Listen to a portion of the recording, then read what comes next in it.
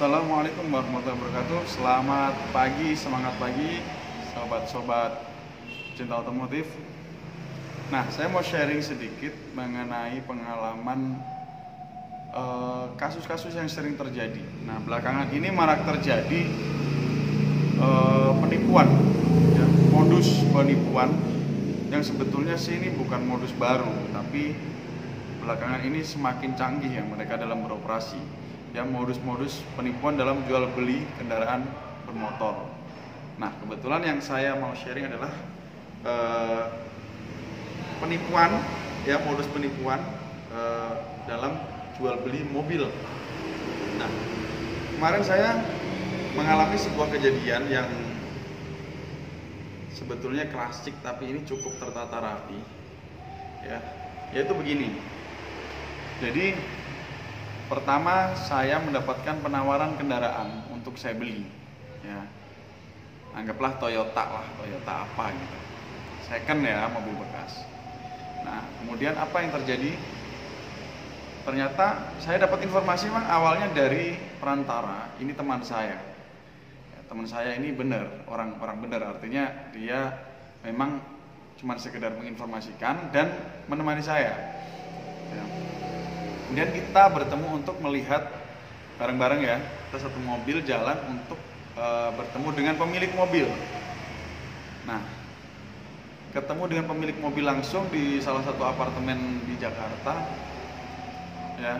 Di tempatnya apartemen ini cukup oke lah ya, cukup mewah, ya. Lokasinya pun di pusat kota, yang sangat meyakinkan sekali lah secara tempat tuh untuk terjadi modus penipuan atau apa, kayaknya kita jarang lah, kemungkinannya kecil, ya, apalagi mobil yang dijual pun nggak terlalu yang mewah banget, ya.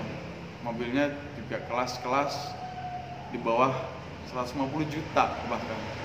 Nah, lanjut cerita, singkat cerita ya, sampailah kita di tempat pemilik mobil di sebuah apartemen tersebut. Kemudian kita cek unit, ketemu orangnya dulu, orangnya, terus kita ke basement cek unit.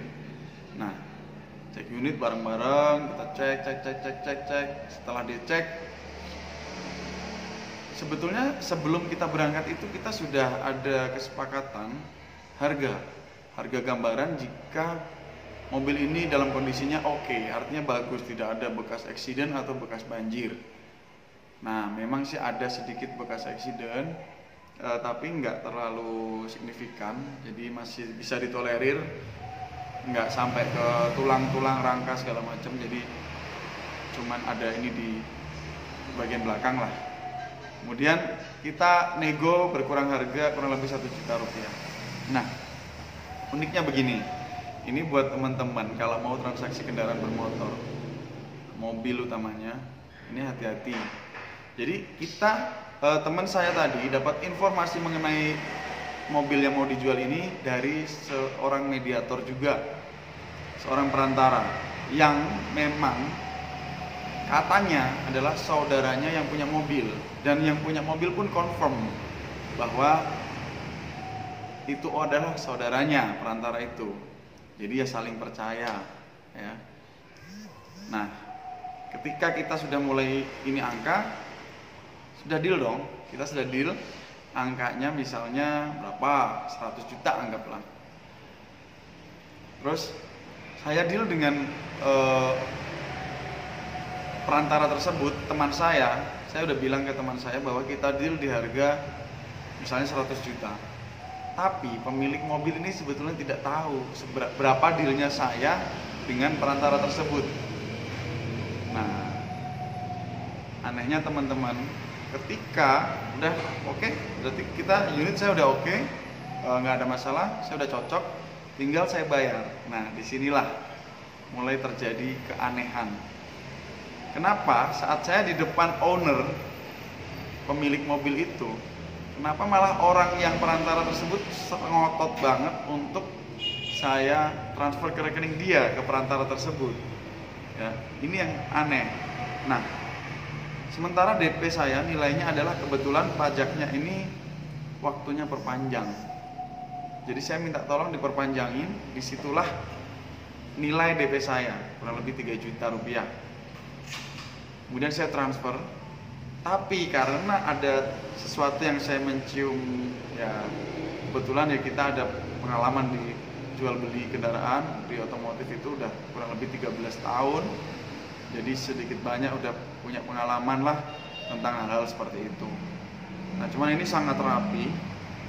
Nah lanjut, kemudian karena saya ada sedikit kecurigaan, kenapa ya duit segini aja kok minta transfernya ngotot banget ke rekening perantara tersebut, padahal uang tersebut adalah untuk dalam rangka memperpanjang pajak sama ownernya ini ya. Nah habis itu saya putuskan untuk, Pak, saya transfer ke rekening Bapak aja, ke ownernya tersebut ya. Lihat ini, saya transfer ke owner, kemudian saya transfer 3 juta rupiah, spread, saya transfer, uang masuk ke rekening dia. Kemudian si perantara tersebut masih aja telepon ke teman saya yang bareng sama saya untuk datang ke apartemen tersebut. Nah, kemudian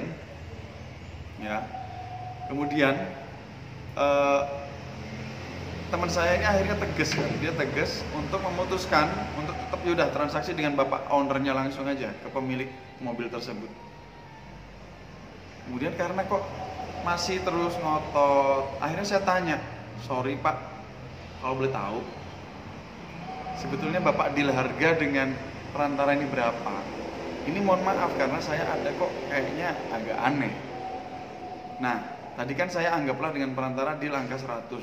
Ini cuman ini ya, anggap aja begitu, tapi sebetulnya angkanya nggak segitu. Nah, 100 juta. Ternyata dealing dengan ownernya, dengan saudaranya tadi yang perantara, itu adalah 120 juta. Dimana harga tersebut nggak mungkin nemu. Jadi gini, kan ada mobil tertentu misalnya pasarnya misalnya 110 juta. Dimana ngapain saya harus beli dengan harga 120? Jadi memang sudah ada pasar kan, setiap kendaraan kan punya pasarnya. Apalagi ini Toyota, jelas marketnya. Harganya kurang lebih tahun segini sekian, kisarannya lah, paling spare 5 jutaan. Nah ini spare 20. Nah pantesan ownernya ini langsung mau dipasrahkan ke saudaranya. Nah usut punya usut, saudaranya ini nggak ketemu 2 tahun semasa pandemi ya. Jadi dia pun nggak tahu perubahan apa yang terjadi di saudaranya. Tapi dia confirm bahwa nama itu dan nomor itu adalah nomor saudaranya dan nama itu adalah nama saudaranya. Saudara loh ya. Terus akhirnya pas saya tahu bahwa dealnya itu 120, anggaplah 120, saya kaget dong. Loh kan saya beli dealnya sama perantara itu 100. Kenapa jadi 120? Kalaupun iya pun itu paling selisih harusnya nggak sejauh itu ya. Tapi ternyata dealnya 120. Ya siapa yang nggak tergiur? Di pasaran aja bahkan di iklan-iklan nggak ada angka segitu. 10 juta, 20 juta di atasnya itu nggak ada gitu loh. Angka segitu yang nawarkan dengan tahun yang sama, produk yang sama, itu nggak ada yang iklan di harga segitu. Nah ini aneh. Ya pasti mau. Apalagi saudara, siapa tahu yang beli itu emang nggak ngerti apa-apa, polos ya. Akhirnya karena kecurigaan, terus pelunasan nanti juga masih disuruh rencananya ke perantara tersebut. Wah ya pasti uang saya hilang nih. Saya dalam hati saya berpikir begitu. Akhirnya saya putuskan, Pak, mohon maaf, dengan berat hati saya tarik kembali uang tanda jadi saya. Mohon maaf ya Pak. Karena apa? Dianya juga nggak bisa bantah, ownernya. Kenapa? Karena angka yang deal aja udah berbeda. Yang kedua, dia juga nggak berani jamin apapun seandainya saya udah transfer, ya saya mau nggak mau harus terima mobil. Dia nggak berani jamin. Akhirnya apa? Udah, kita kembali. Nah, ini kasus seperti ini, modus seperti ini sebetulnya dari dulu ada, tapi ini tertata rapi, bahkan benar-benar dikenal sama ownernya, saudaranya, confirm lagi. Nah, artinya begini, kalau melalui perantara lebih baik ya apa adanya lah. nggak apa-apa kita ngasih fee ke perantara itu normal, ya wajar. Namanya mediator, ya itu uang jasa lah buat dia, wajar dong, dia kan informan, dapat uang ya wajar. Tapi harga deal, harga yang masuk ke owner ini harus jelas. Itu aja yang paling penting.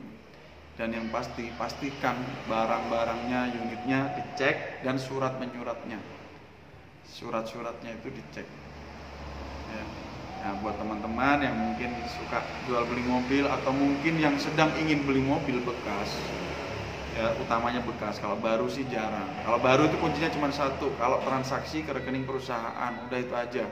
Kalau ke rekening perusahaan misalnya merek tertentu, ya ke PT-nya yang memang ATP dealernya, ke rekening dealernya. Ya, jadi kalau bukan ke rekening dealernya mesti waspada. Nah itu aja, tetap teman-teman harus confirm. Buat teman-teman yang transaksi kendaraan ini, kita soalnya ngomong duit ratusan juta ya, bahkan ada mobil-mobil yang harga M. Nah makanya hati-hati.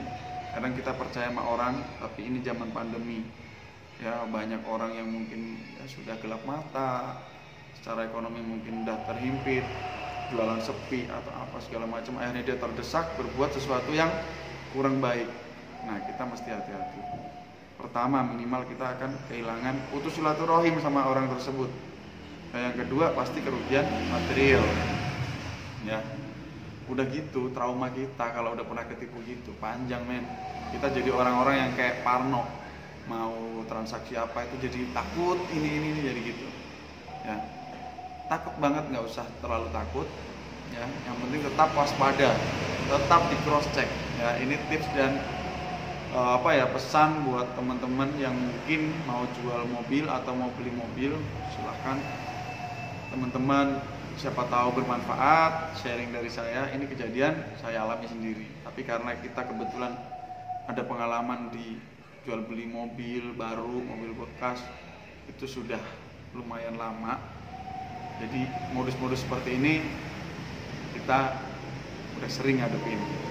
Dan ini sharing aja, modus yang terjadi barusan yang saya sharing adalah modus yang lama tapi teknisnya itu soft banget ya, jadi hati-hati. Yang penting itu harga jelas, barang jelas, surat menyurat jelas. Masalah fee mediator ya terserah teman-teman, itu kan kebijakan teman-teman dan deal-dealan dengan mediatornya. Oke, itu aja, semoga bermanfaat. Sampai ketemu lagi dengan saya Diki Taro. Subscribe channel dan jangan lupa like, share dan juga komen ya. Oke, terima kasih. Assalamualaikum warahmatullahi wabarakatuh.